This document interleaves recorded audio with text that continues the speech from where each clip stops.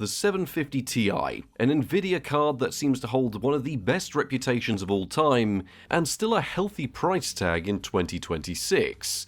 But now, after 14 years, is this still the graphics card to buy, or is it completely obsolete? After absolutely years of requests, I finally got a GTX 750 Ti, and we're going to be answering the question today, is this finally obsolete? Because this is an expensive card, and people are still buying these in their droves. So, is there a reason why? Or is this thing just a complete waste of money? Now, some people are going to recognise this system, for those that watch the video, because this is actually where this 750 Ti came from. And it was so covered in filth and just didn't really want to work that it almost seemed to be a miracle when it started working again the next day. All it has been is cleaned thoroughly. This thing genuinely looks mint. But it's time we actually whack this in a proper system, installed some drivers, which I believe is still up to date. I think it's still getting bug fixes and security updates, and see what the 750 Ti is doing. God, I've never looked at the 750 Ti, but this is still an expensive card. I think they still sell for about £20–30, and you will rarely come across a good deal on these because they are still so sought after. It's the name that just carries on giving, at least for those that bought them and are trying to get rid of them. Has it actually survived? No, it's still working. It's still working. I've also noticed the Asus variant, which we're using today, is the poster boy of used 750 Ti's. But I know, it does seem odd for someone that's ran a budget hardware channel for so long that we've never looked at the 750 Ti. With its legendary reputation, we've just never taken the time to go, that's pretty good, that's pretty cool. Because they've always just held their price so well that I've always been sort of scared to say they're good value. I mean, they have been good value in the past. Nearly 30 quid? This is up against things like the RX 480, the GTX 1060, if you get a good deal on one.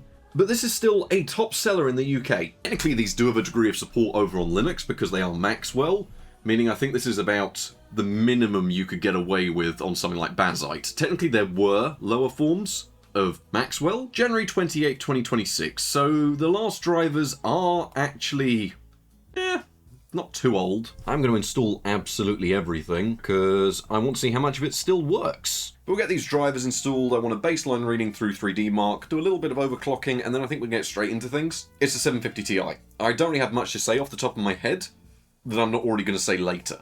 Everything seems absolutely fine. Honestly, even just out of the box, the card is doing fine. I mean, it's not exactly spectacular performance given that the average is so skewed by the amount of people that got some good overclocks on these. Nothing really to complain about. The card doesn't exactly get hot. The 750 Ti never did. But I think what we're going to do now is try and whack on a bit of an overclock and see just what kind of performance change we get in both DirectX 11 and DirectX 12. As I said, 750 Ti's generally was set up pretty good out of the box, but I know they do have a good degree of overclocking headroom that they do benefit from. I think 200 MHz is our limit today. Plus 700 is too much. Okay, so we do plus 650 MHz on the memory, plus 200 on core, get some results, and we are pretty much bang on where we need to be with the 750 Ti set up. So we'll go ahead, get that dialed in, get it run through 3D Mark, get some overclocked versus stock results, and I think we get straight into the benchmarks today.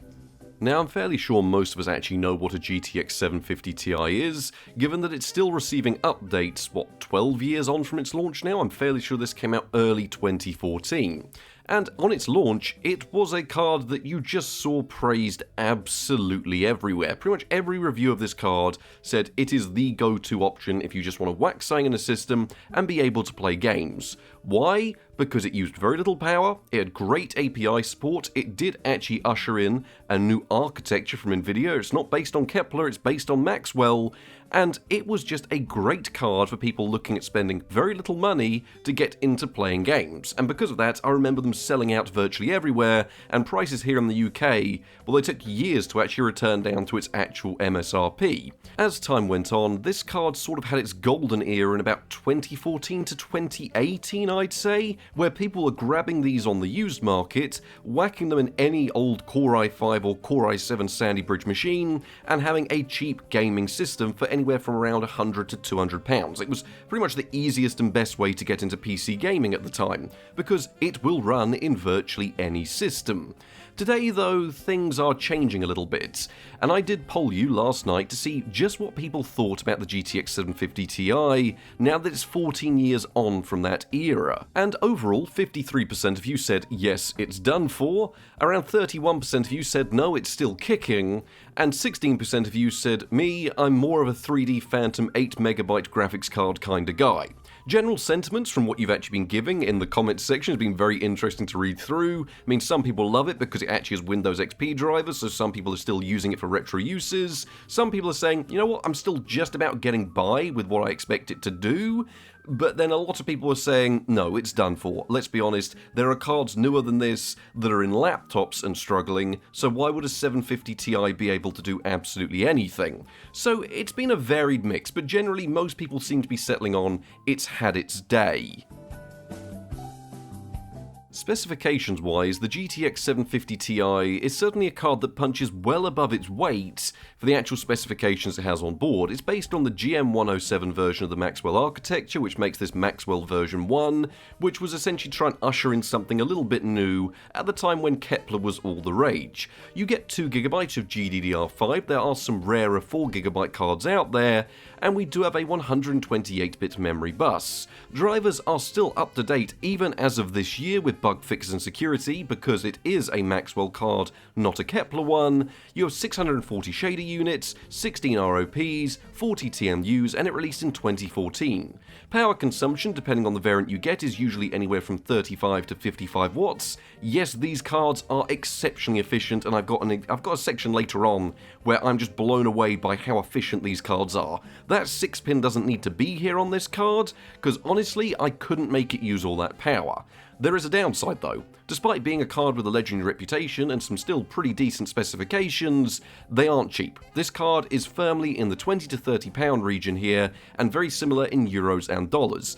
It's very rare you come across a 750 Ti under this, unless it's one that's completely broken. I got this one in a full system, and that system cost me what a standalone 750 Ti would, which is why we just haven't looked at it. So yes, it's a good card, but they aren't cheap because people still want them.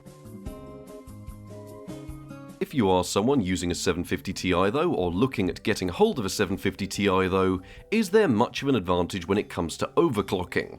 Well, given that these are fairly average results, at least according to the aggregate over on 3D Mark, it doesn't appear that the 750 Ti is a card that many people just run stock as is. Not that there's any problem doing so, but when it comes to the performance of getting an overclock, in older DirectX 11 titles, which we've tested in Firestrike, we saw a sizable uplift from 4,469 up to 5,145. You got to keep in mind that as much as Maxwell can deal with things like Vulkan and DirectX 12, it doesn't really gain much performance from it. It's not like the AMD cards for Zero where you actually see performance go up. Here, it does begin to struggle because we only saw a 300-point increase, well, slightly under, this is a 250-point increase, when we were running Time Spy, even with the overclock. So as you can see, the 750 Ti is good, but you do become limited by the architecture rather than the power of the cards. In case anyone was wondering how this actually shows a progression over time, in older benchmarks like Cloudgate, which is DirectX 10, we scored somewhere in 36,000 range, Firestrike brings that down to 5,000, Time Spy down to around 1,500, still Nomad Lite, which performs quite similar to Time Spy in certain instances, scored 14,087, and Steel Nomad, which is about as reminiscent as you can get of modern APIs and modern draw calls and things like that, returned 87 points. So you can really see the steep drop off in 750 Ti performance from pretty much blistering fast in old titles, good performance in games of its era, middling performance in DirectX 12, through to struggling to get any degree of a reading in the latest and greatest of benchmarks. So we are giving the 750 Ti the best chance possible here today. We are running with the latest and greatest Nvidia drivers, which are the ones dated January 2026. We are also running in a Ryzen 7 3700X system, and we aren't going to be doing a ton of legacy benchmarks because, let's be honest, the 750 Ti has been benchmarked to death. It's kind of one of the reasons why I never felt the need to test it myself because, one, it was still quite expensive for what you were getting, and two, everyone else had already covered it as much as they needed to. But now in 2026, when all eyes seem to be off the 750 Ti, it's time that Budget Build steps in, and we throw this up into some of the most popular titles on Steam, and some of the more intensive titles out there, to finally answer the question: is the GTX 750 Ti now completely obsolete, or do the people that are still buying this card, because they are still selling tons of these on CEX, eBay, Amazon Warehouse, anywhere you look, the 750 Ti sells? Do they know something we don't? And is the 750 Ti, I mean, to be fair, I already know the results and they have surprised me, completely obsolete in the benchmarks?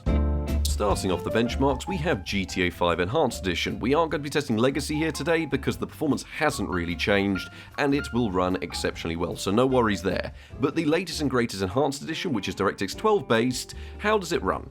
Well, with normal settings in 1080p, we saw 55 FPS on average, with 1% lows down to 48 FPS, which wasn't too bad, but there was this momentary stutter that would constantly occur. It didn't matter whether we dropped resolution, it didn't matter whether we capped the frame rate, it just seemed to be, with the settings here, something odd was happening with the frame pacing. Moving the game up to high settings did put an overall dent in our average, but gave us much tighter frame times with much less stuttering, so if you are running GTA 5 Enhanced Edition, it does appear that high settings returns you a much nicer experience. It's with a lower average, but there's less of the momentary stuttering occurring.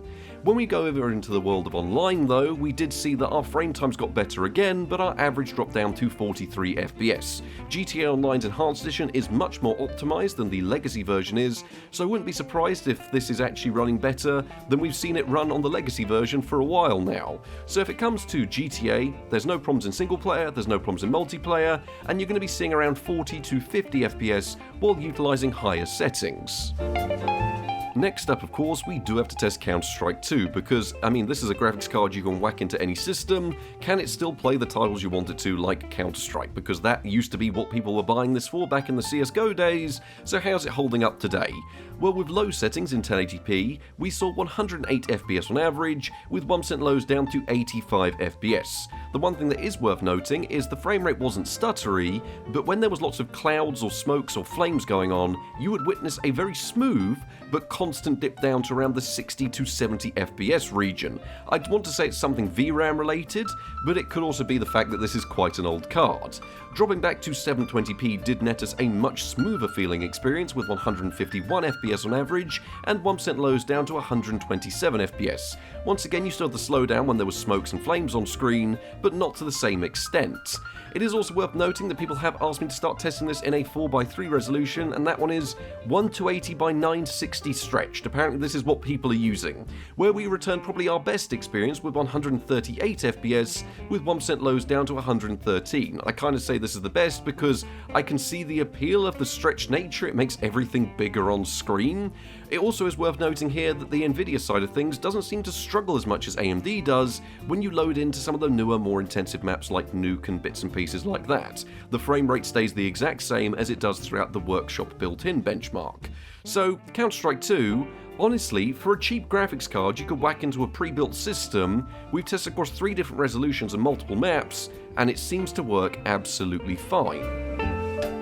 Moving on to newer titles though, we can pretty much guarantee that the 750 Ti, well, I doubt it was even a consideration when Arc Raiders was being developed, but with low settings in 1080p, we actually returned a somewhat playable experience with 33 FPS on average and 1% lows down to 27 FPS. It's worth noting here that you could cap the frame rate at 30 FPS, but you'd still get the frame drops. It is something I always do test to see if there's any advantage, but here in Arc Raiders, well, leaving it uncapped was about the best you could do, and you'd see anywhere around the 30 to 35 FPS region with dips down to the mid-20s when lots was going on. If you were targeting a 60 FPS experience, for some reason Maxwell deals with FSR incredibly well, probably better than AMD's GCN1 cards do, which is actually a surprise here, because with FSR running in the ultra performance mode, so this is 360p upscaled to 1080p, which, to be fair, when you factor that in, doesn't look half bad, we returned 56 FPS on average, with 1% lows down to 49 FPS, which felt a lot smoother. So Arc Raiders is playable, and for once I probably am going to recommend FSR because, yes, it doesn't look as great as native, but at the same time it was a lot smoother, and it ran far better than I was expecting. It's also worth noting though, this game's FSR does have remarkably high overheads depending on the card you're running it on. We saw CPU usage go up 10% here, so something worth keeping in mind if you are using a 750 Ti.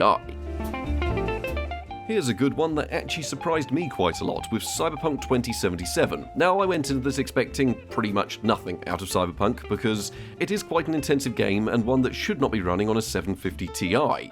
Yet it does. We did have to have a 30 FPS cap in place, which meant that a lot of the time the graphics card was underutilized, but the moment you were doing anything high speed or with lots of NPCs on screen, the utilization would spike up to 100%, so this was the smoothest you could get the game. Lots of people in the comments of my poll were saying that Cyberpunk completely unplayable, it's sort of the drawing point of this card is obsolete.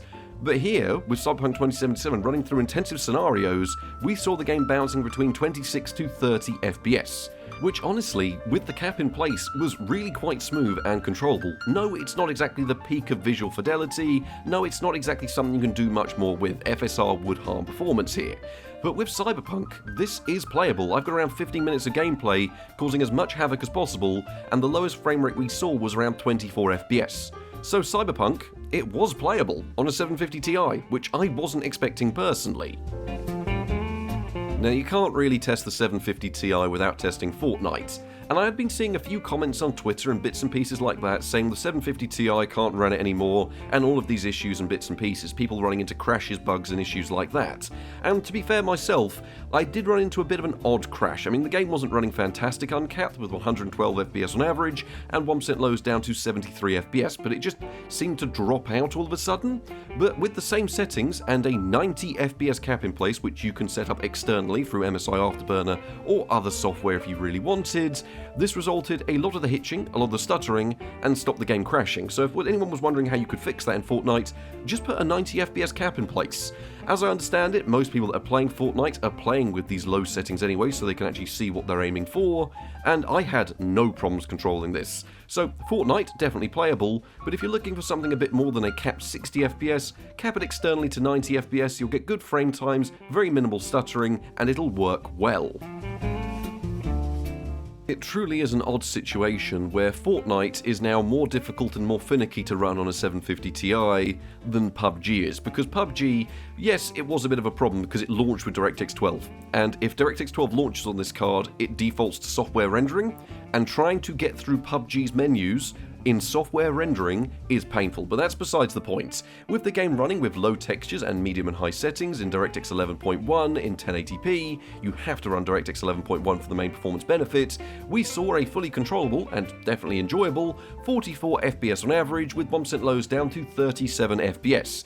Also worth noting, no problems with crashes, no problems with requiring frame caps, no problems with the game taking a while to actually stabilize the frame rate. It was a case of, once we'd set up these settings, click play, and it works fine. So as long as you aren't running with the game on DirectX 12, which most people won't be because they're not using their system for benchmarking, well then you'll be absolutely fine to play this on a 750 Ti still, which is probably better than it used to run back in the day from what I remember. One of the best optimized titles of recent years with M&B Bannerlord, and it defaulted to a mixture of medium and high settings in 1080p, but this returned as an average of 27 FPS and 1% lows down to 20 FPS. I can understand why the game defaulted to this, because when there wasn't much happening, it would run between 40 and 60 FPS, but given the benchmark is very reminiscent of the late game, you can kind of already see where this is going. So yes, it's playable in the early game with these settings, but as things go on, you're looking at 20 FPS. Dropping things down to medium and a 200 battle capped size resulted a slightly better 34 FPS on average with 1% lows down to 24 FPS. Honestly, I was expecting better because actually restricting the battle size should have made this a lot better, but it just didn't seem to.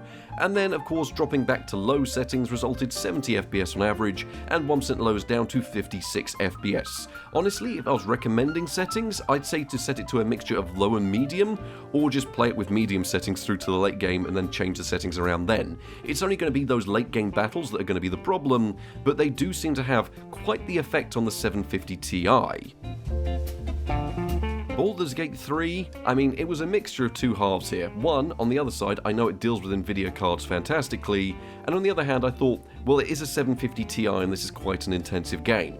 But with low settings in 720p, we saw the game run with an average of 42 FPS and 1% lows down to 32 FPS. Generally though, the game was pretty solid around the mid-30s for a lot of the game, and that seemed absolutely fine to me. You've got to keep in mind that with the DirectX 11 renderer, it deals with these older Maxwell cards absolutely phenomenally. You just don't get performance out of lower tier AMD cards like this in Baldur's Gate 3. It is entirely...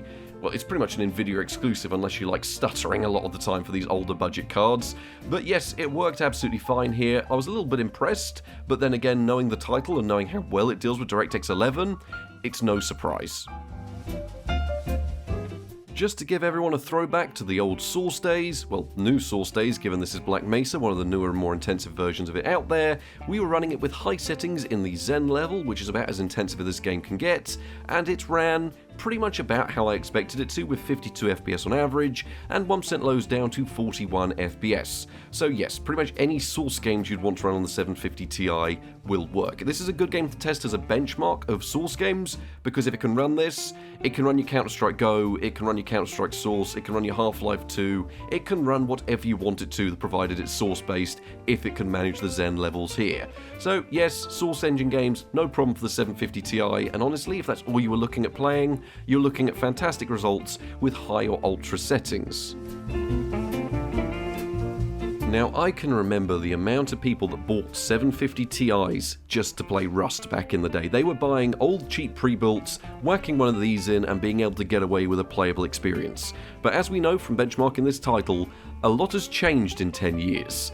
So with low settings and quarter textures in a 900p resolution, this was the best experience I was able to get with 52 FPS on average and 1% lows down to 41 FPS. I mean, my gameplay mostly consisted of running about, realizing I'm being followed by an alligator, trying to escape the alligator, and then being eaten by said alligator. So yes, it's pretty much absolutely fine for the standard Rust experience, with not too many problems or frame drops. It's also worth noting it handles the built-in benchmark absolutely fine, so yeah, Rust, no problems here, even in 2026, which is a good 10 years on, I'm fairly sure, from what I remember people building systems like this for this game for.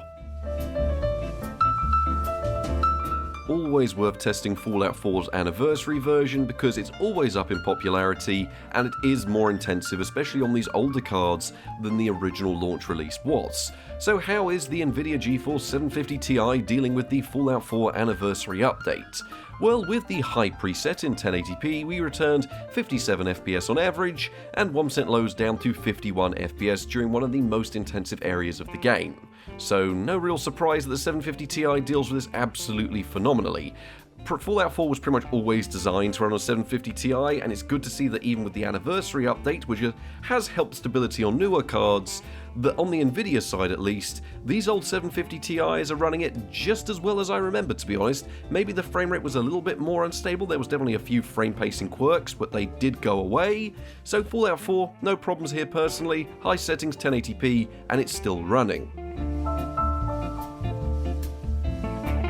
It's very rare that we test BeamNG this far back in the benchmarks, usually it's one of the earlier titles we test, but it was doing an update, so I wasn't able to test it. But with low and medium settings in the jungle benchmark map, which is one of the more intensive ones in the game, we were able to run the game at around 44 FPS, with excellent frame times down to 39 FPS as 1% lows.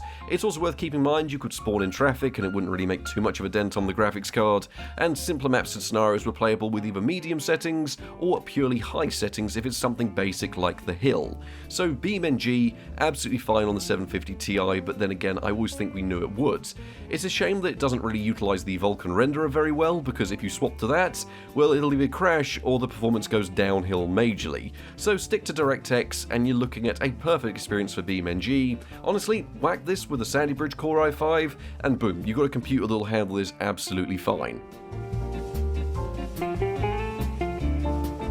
But finally, can it run Crysis Remastered? I have also tested Crysis later on in the video for another section, but it runs that fine, we already know it runs Crysis fine, but how does it handle the latest and greatest remastered version? Well, with low settings, which keep in mind do look absolutely phenomenal for low settings and are surprisingly well optimized, because we actually saw 59 FPS on average, with 1% lows down to 49 FPS in the remaster of Crysis on a 750 Ti, so credit to Crysis for actually being an optimized title now, because this ran flawlessly and looked absolutely great with these lower settings. So I've not really got any comments there. I was surprised going into this because I didn't think it would run so well on a 750 Ti, but here we are. Crysis Remastered worked absolutely fine with no problems. Now, the 750 Ti finds itself in an odd position when we actually look at the overall performance, because when you look at it and you think this is a card you can whack in any system, you go, that's pretty decent actually, that seems to run most games still. But of course there are problems, because when you look at the value of it, well, you can get a GTX 1060 or an RX 480 or 580 and get a lot more performance than this for the same price. But then again, you do have to consider the 750 Ti also has its own problems, because there are a lot of games now that won't launch on it. When it's a brand new Unreal Engine 5 title that isn't something like Arc Raiders that proves itself to be optimized, take something like Oblivion Remastered for example, it'll crash. It has been supported by Nvidia's drivers, but there's still games like Red Dead Redemption where you have to roll back to older drivers to get the game to launch still, which seems to have been something that a few people have documented and did bring up in the comments section. So yes, the 750 Ti's performance is passable, especially in games like GTA 5 Enhanced Edition, Counter-Strike 2, I mean even Arc Raiders, as long as you don't mind playing with FSR, it runs fine. So the 750 Ti is still going, it's just, I can't believe it costs this much for this level of performance. I get that, it's admirable how well a 12-year-old graphics card is doing, because for a lot of these developers, I don't doubt the 750 Ti was considered as at least a baseline for testing. If not on the Nvidia side, they were still doing a degree of bug fixes that mean that it's still holding in there, where its AMD counterparts from the era just aren't. So yeah, the performance has been good, but there are still a lot of new titles that won't launch on the card, and there are also problems where you're going to have to tweak games around to be able to get a playable frame rate.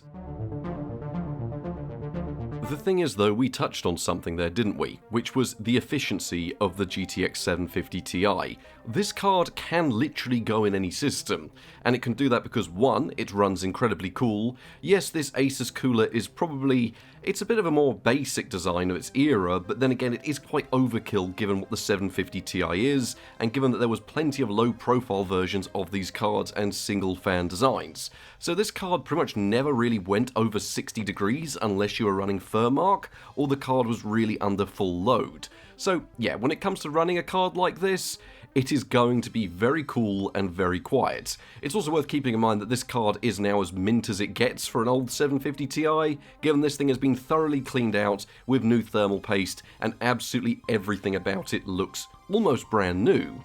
The other point I wanted to talk about though was the power efficiency, because power efficiency on this card is absolutely on another level. I knew it was good, but I wanted to go back and test it. Now, these are taken from a mixture of the actual reporting on the card, which does tend to be a tad optimistic, and the calculated from the wall figures to actually show how much power a 750 Ti uses. And under gaming, keep in mind these are overclocked results, we saw it use just north of 50 watts. There is no need for that 6-pin on here because it was using 51 watts. Under Furmark, this does go up to 58 watts, but that is a power virus, and it was doing absolutely fine.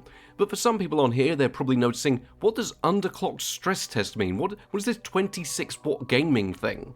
Well, in standard budget builds fashion, given this is a test that most people do like, especially when it comes to trying to run these cards in budget systems, I want to see just how power efficient we could make the card. Now, you don't get much in the way of voltage control on these, so a lot of it was done through power limiting and reducing clock speeds, but we managed to get this card, this is the full 750 Ti, operating at 26 watts, able to run GTA 5 Enhanced Edition in a high definition resolution while barely sipping power. That is how efficient a 750 Ti was. I give plenty of manufacturers credit for making their cards efficient, but I don't think there has been another card that is on this level. Because you look at this is running a new popular game that's in the top 10 games on Steam, and it's from 2014, and it's doing it while using 26 watts. That's why these cards can go in any system, because any power supply would be able to run this probably overclocked. So how bad of a power supply would you need to have to be able to run one of these underclocked, because it's only going to use 26 watts?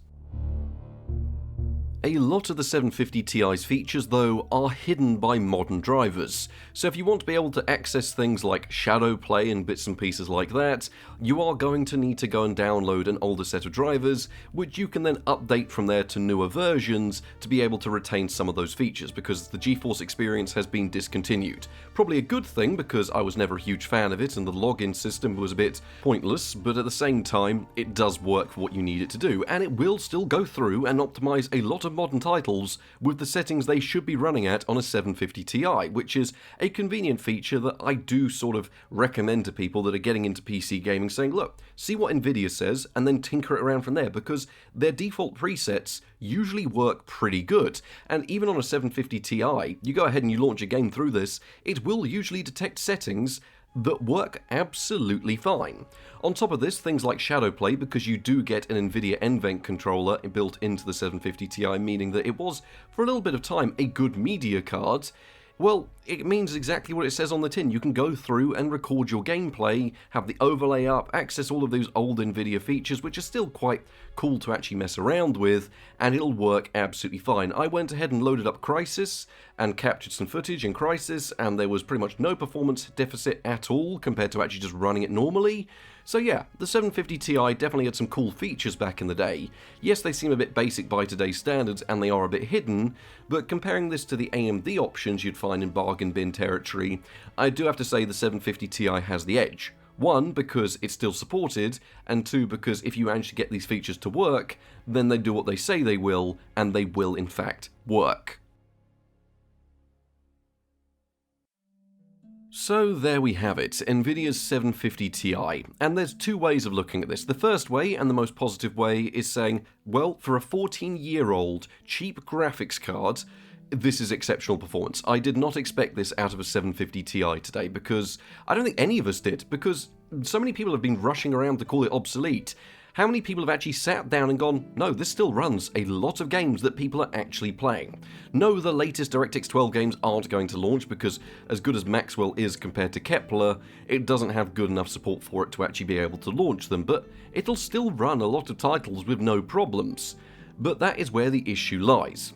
For the £20 to £30 price tag, and the same in dollars and euros that this goes for, well, there's a lot of better options out there. No, I'm not taking away from the fact that this is still a great graphics card that can go in any system, which is probably why it's still selling so much, but at the same time, come on, let's be honest, it's a 14-year-old graphics card, and it is struggling. Yes, it can launch a few new titles like Arc Raiders, but your best way in playing them is in 360p upscaled, which if it wasn't for FSR, I doubt we'd be calling it that playable, to be honest.